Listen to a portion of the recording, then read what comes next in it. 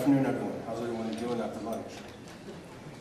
Am I coming through okay? I'm typically a loud talker as is, so if this is too close, I'll definitely keep you awake.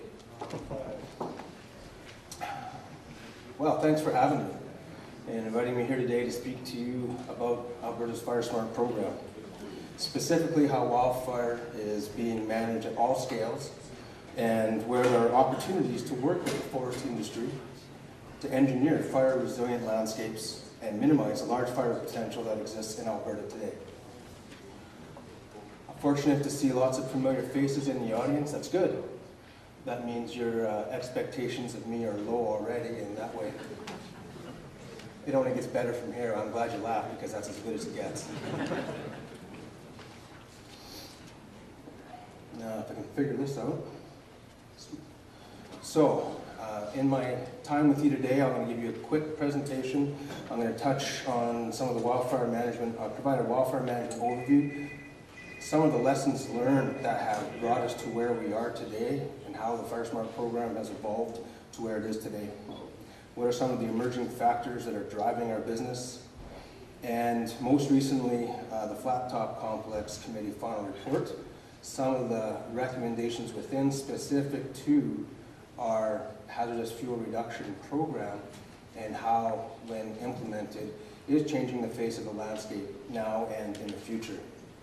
Quickly go over the Fire Smart program, focusing on our fuel management practices, and hopefully I'll have time for Q&A at the end. And if I can get through this with enough time, I have a small little video as well. Wildfire management has evolved much over the last couple decades. It's no longer just the big fire engine that it has always been. Don't get me wrong, it's still a very good fire engine, one of the best, but wildfire management objectives are now being met through a balanced mix of wildfire mitigation, preparedness, response, and recovery, the four pillars of risk management. Fire is now being managed to achieve landscape objectives, maintain public and firefighter safety, reduce wildfire loss, ensure the protection of Alberta's valuable natural resources, and to control cost expenditures.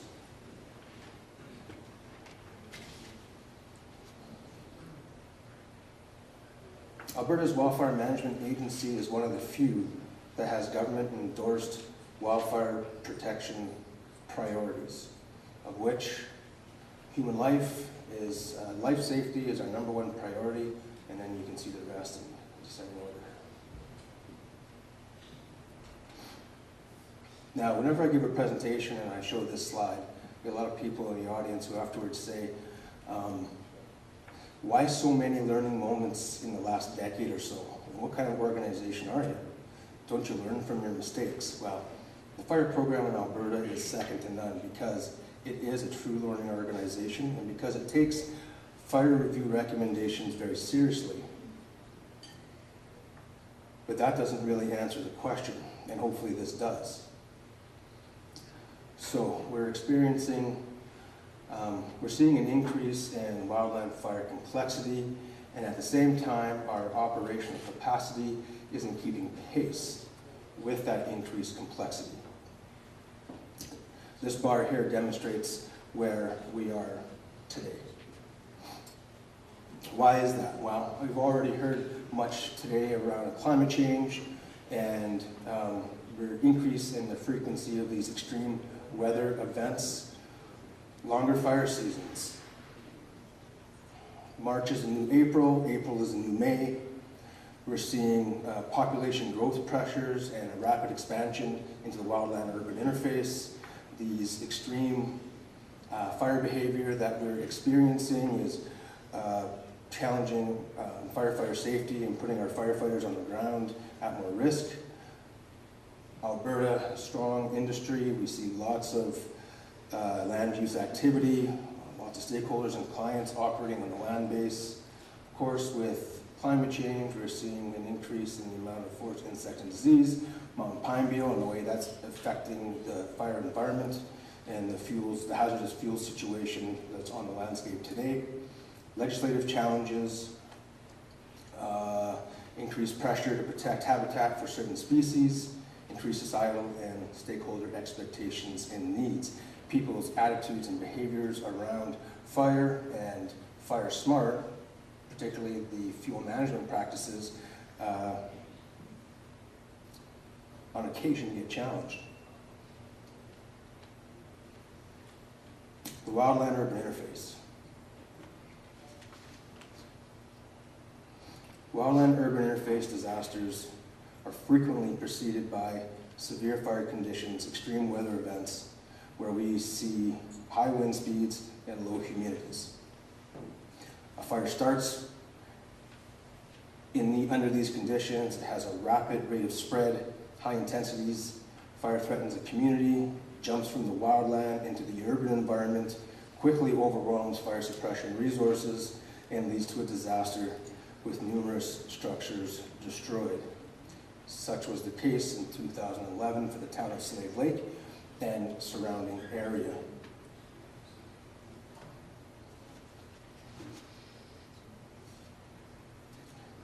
The Fire Smart program is designed to minimize this from happening in Alberta in the future. Better preparing and protecting life safety, homes, and communities from the threat of fire. So I wanted to go back and still speaking to the lessons learned slide. What's the origin of Alberta's Fire Smart program, and how has Environment and Sustainable Resource Development responded to those recommendations over time? After the '98 fire season, a fire review was commissioned, which widely referred to as the KPMG report. One of the recommendations within is to incorporate fire management into forest management and operational planning. This was soon after reinforced through recommendations made in the 2001 Chisholm report, which at that time, Chisholm was one of the first incidences in modern Alberta fire history where structures were lost due to fire, and more attention went into responding to that recommendation, and a workshop integrating fire and forest management was developed. That then led to the inclusion of the Fire Smart Annex in the Alberta Forest Management Planning Standard. So where it all started and where we are today. I assume many of you have seen or heard on the news lately, the Fire Smart program is getting a lot of attention these days, largely motivated by the Flat Top report and how the department has responded and is delivering on the recommendations that were put forward by the committee and then further endorsed by the Government of Alberta. Implementation of all those recommendations is necessary for the province to protect human lives, communities, natural resources, and other values from increasing risk and severity of wildfires. The committee, through the Flat Top report, provided some very strong and very clear messages. Wildfire prevention must be one of the priorities in wildfire management, with Fire Smart initiatives having significant potential to reduce the hazard and risk posed by wildfire, and that wildfire protection is a shared responsibility, and that not one agency can shoulder the burden themselves.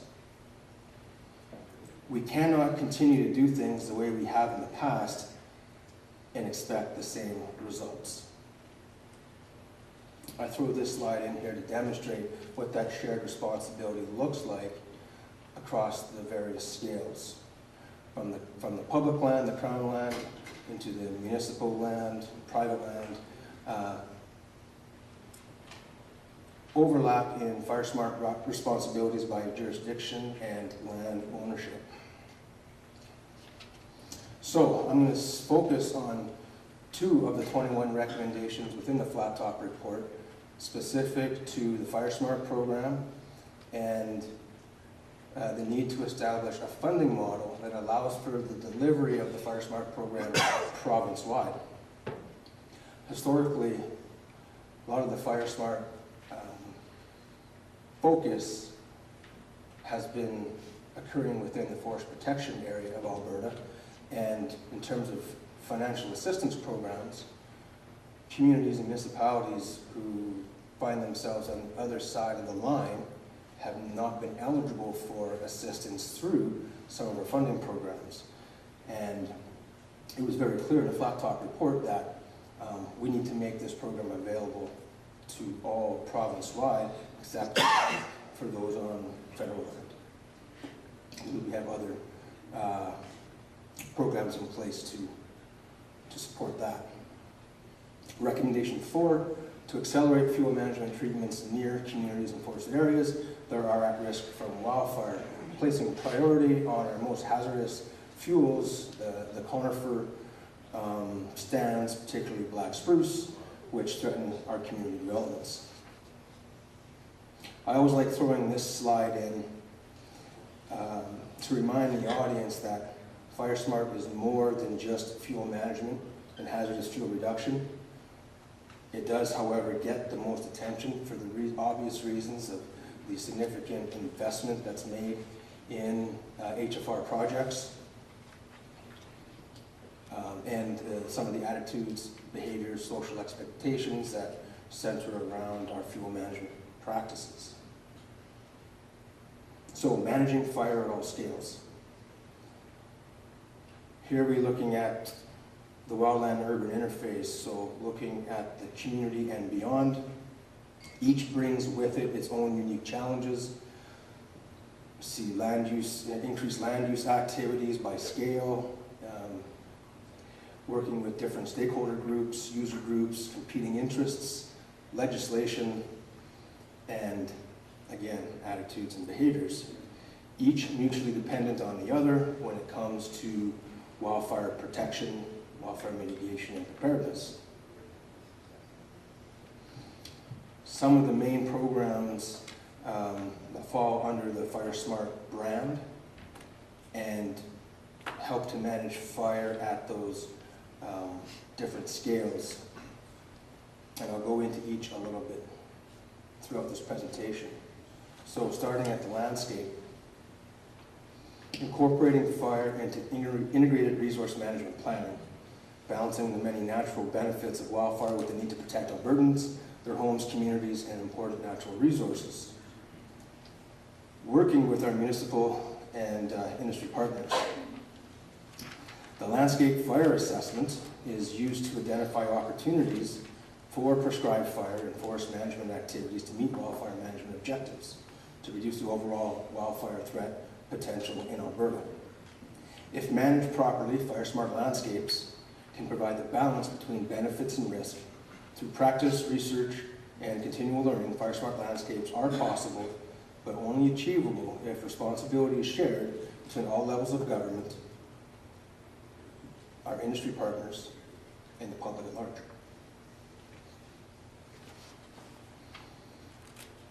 So I'm briefly going to touch on the different management planning functions that fall within our wildfire management risk-based approach.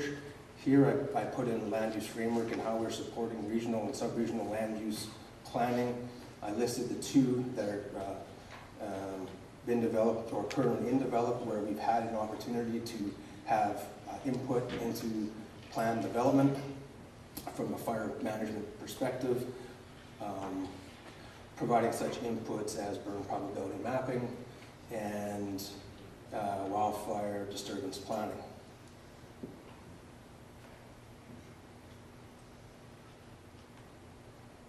Wildfire management planning is at a lesser scale. Initially, it was intended to align with the regional land use planning, but felt that in an attempt to try and build a new approach to wildfire management planning in Alberta, maybe we shouldn't start at that scale and align it more with our individual wildfire management area boundaries.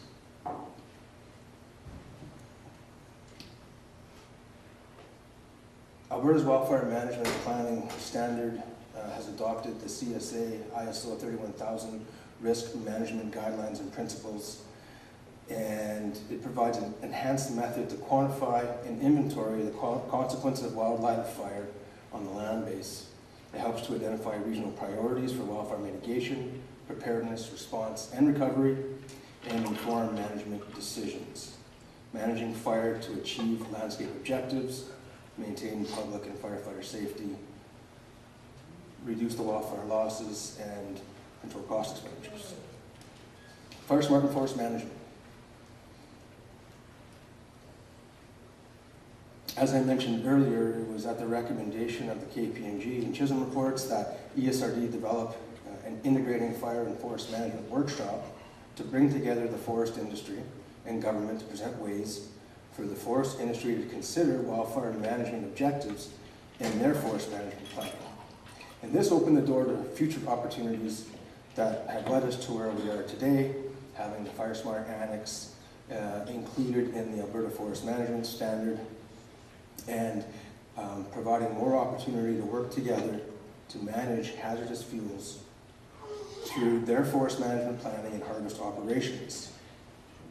Engineering fire resilient landscapes requires a combination of forest management activities and prescribed fire that can reduce the size and severity of fire across a large area. Fire resilient landscape provides that patchwork of different vegetation types and age class that supports a fire regime consistent with frequent low-intensity fires as opposed to these mega fire phenomena.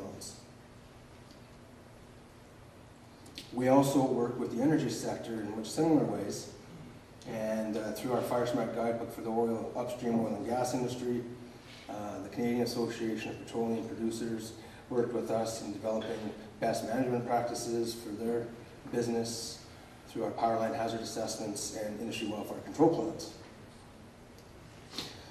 Now we're getting into the community, at the community scale here for community wildfire protection, and we use our Fire Smart Guidebook for community protection as the guidelines for community wildfire protection. And it involves two planning pieces, the Wildfire Preparedness Guide and the Wildfire Mitigation Strategy.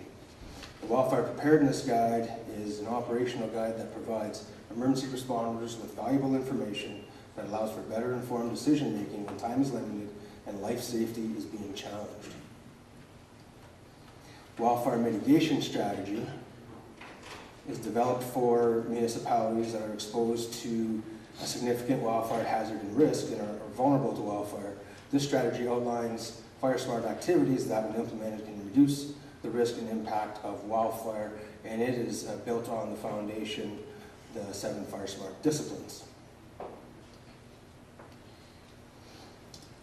Fire Smart Community Grant Program is a funding assistance program that ESRD has been administering now back since 2006,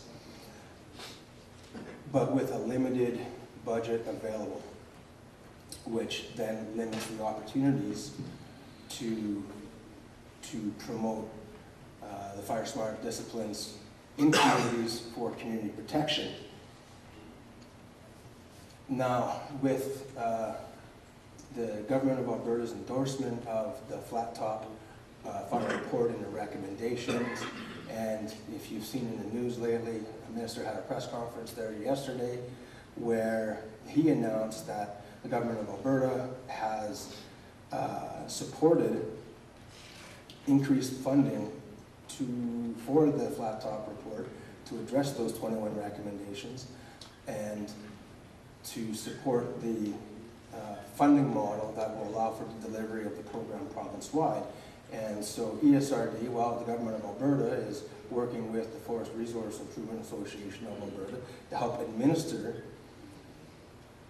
a funding assistance program modeled after the Fire Smart Community Grant Program that I just showed you, where now there's more funding available with not the same limitations, and eligible to those province-wide on all lands except for federal. And in 2014-15, we're hoping to see $12 million available for Fire Smart projects province-wide through FREA. It's a GOA program in that The advisory committee established to administer FREA's Fire Smart program consists of representation from all those who share the responsibility for community protection. Municipal affairs, through the Office of the Fire Commissioner, and through, of course, Environment and Sustainable Resource Development.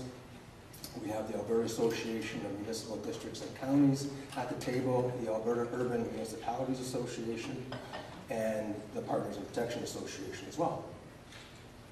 And they're the ones who are selecting successful applicants to receive funding through the FREA program and to help prioritize where the funding goes.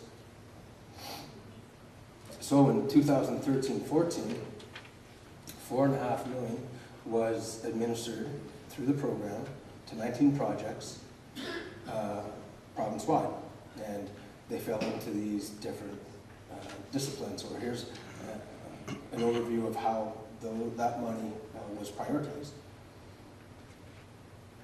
So hazardous fuels reduction. And this is what is helping to shape Alberta's land base today and into the future. So removing, reducing, or converting hazardous forest fuels between communities and a potential wildland fire, reduce fire intensities, rates of spread, and spawning potential, minimizing the likelihood of fire entering the community, and minimizing potential loss. A combination of fuel treatments and prescribed fire can reduce the size and severity of fire across a large area. A fire-resilient landscape provides that patchwork of different vegetation types and age classes that supports a fire regime that is consistent with more low-intensity fires, more manageable fires.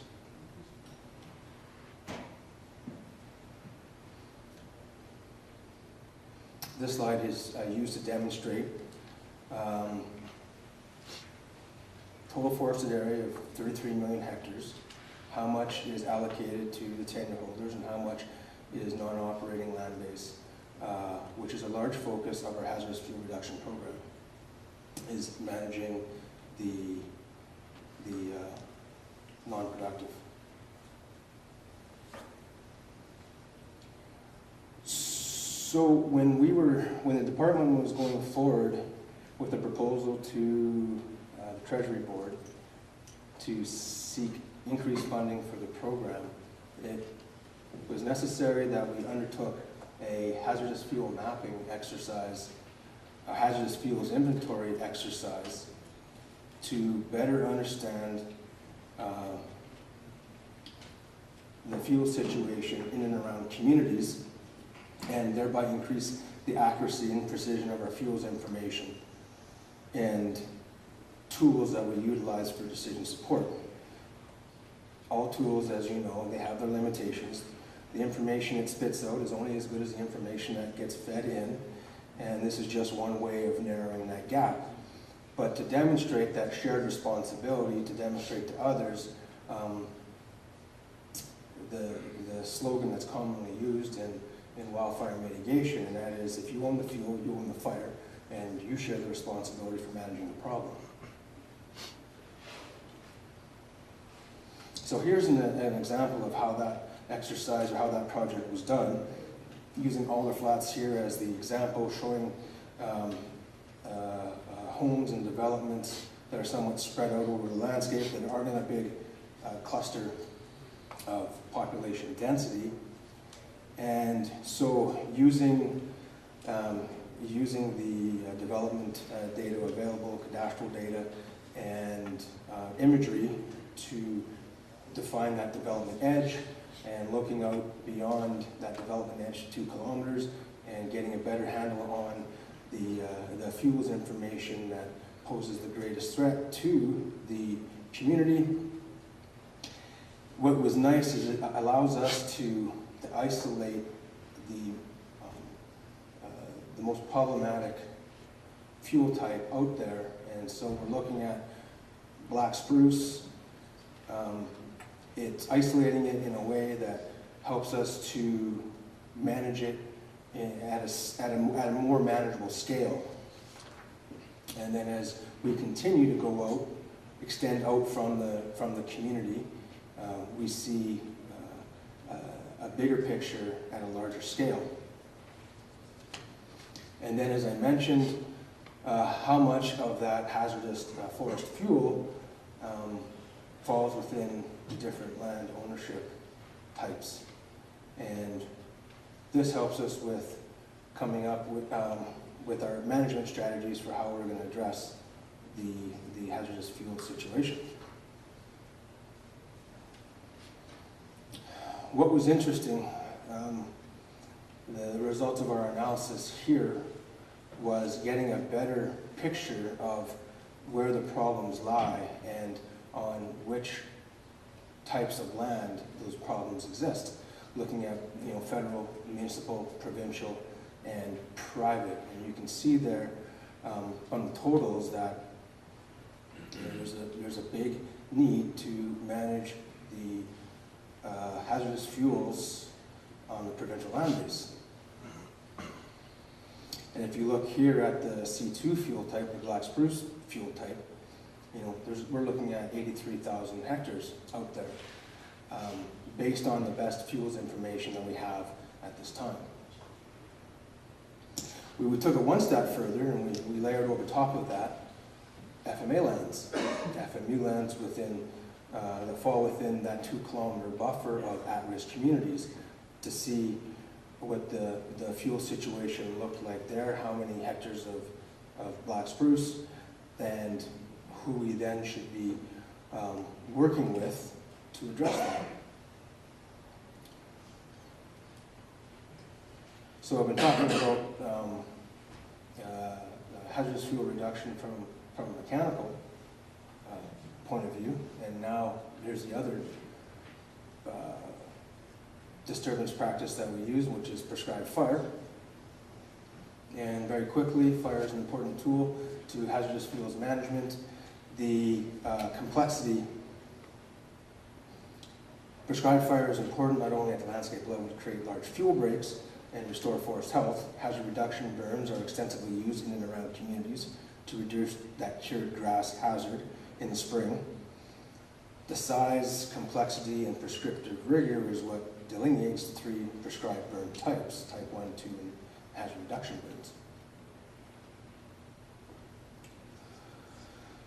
Most of our research to date has occurred outside of Alberta, but more recently we've begun to find opportunities in our own backyard, further strengthening our position when challenged on any future policy changes and our business practices. In fact, there's a lot of good work, research being done up in the Slave Lake area from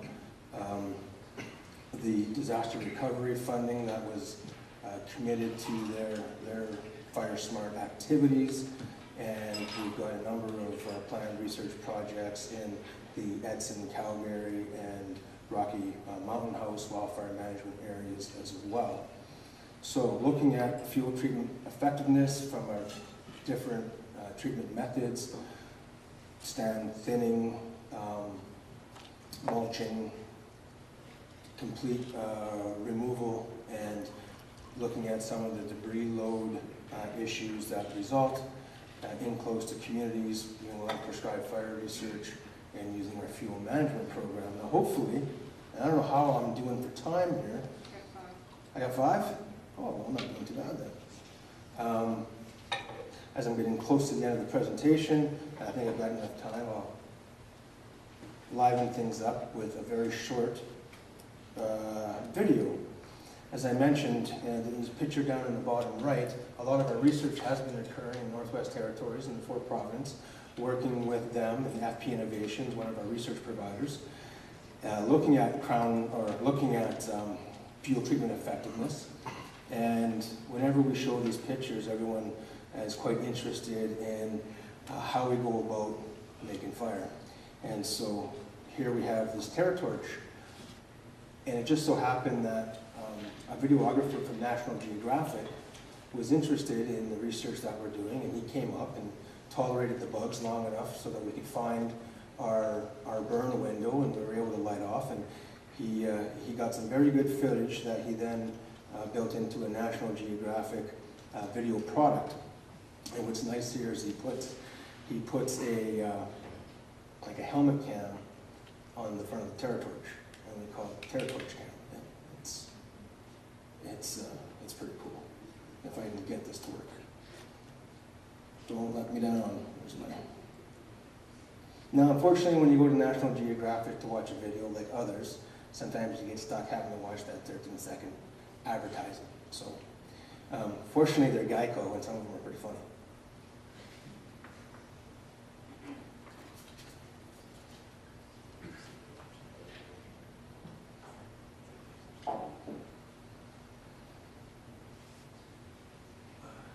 Now, based on the last presentation, it sounds like the internet connection here isn't quite as good as one would have hoped, but we'll cross our fingers and see what happens. This all takes place in Canada's Northwest Territories. There's a section of forest there that's been designated to Crown Fire Reserve. There's lots of thick, dense lodgepole. I guess that would help there. Set it afire, and we're spraying this flammable liquid into the trees. The whole goal is to light one half of the test plot with as much fire as quickly as they can, so that it will get up into the top of the trees and just run right through the forest. Here's the view from one of our fire pits. So it's this kind of idyllic setting here. You're in the forest. What you can't see is the fire that's coming behind us. And it's setting up such a big dark smoke column that it actually blocks out the sun and makes it look like night for a moment. And at the same time, there are embers landing, creating those little spot fires here and there.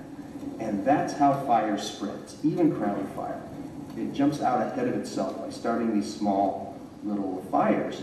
And the main flaming front is coming from behind. And you can see how windy it gets. That's wind that the fire column is making, just through convection. So there's so much heat, goes up so quickly, air has to come in and replace it. So that's what that wind is. Here you can see the fire. This is not speeded up, it's in real time, and you can see how quickly it just burns everything up and how different the landscape looks.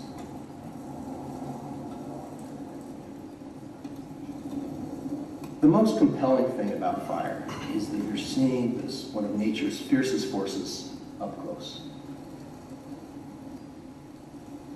When you see this force of nature just tearing through the forest, you feel really small and insignificant. And at the same time, you feel like you're getting a real close-up glimpse of something that's been going on for millions of years.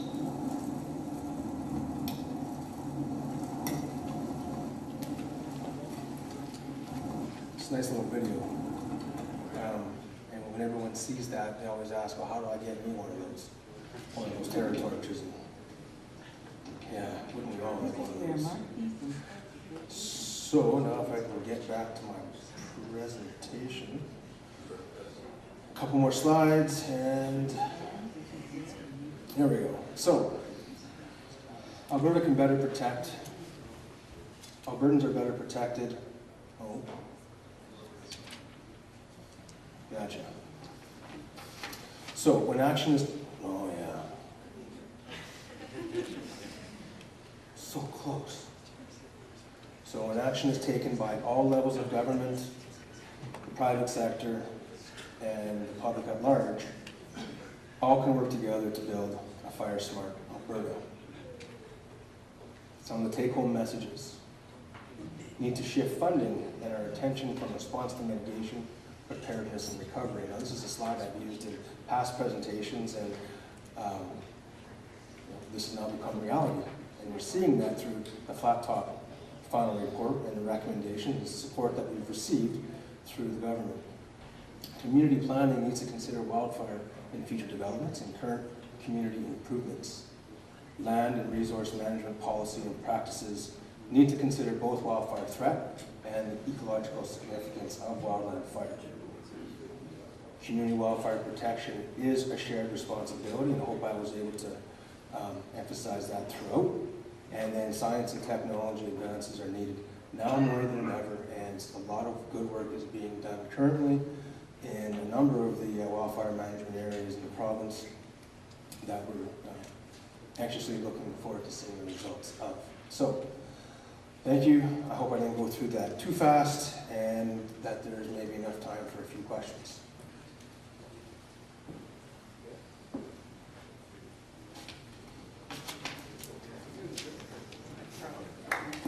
Okay.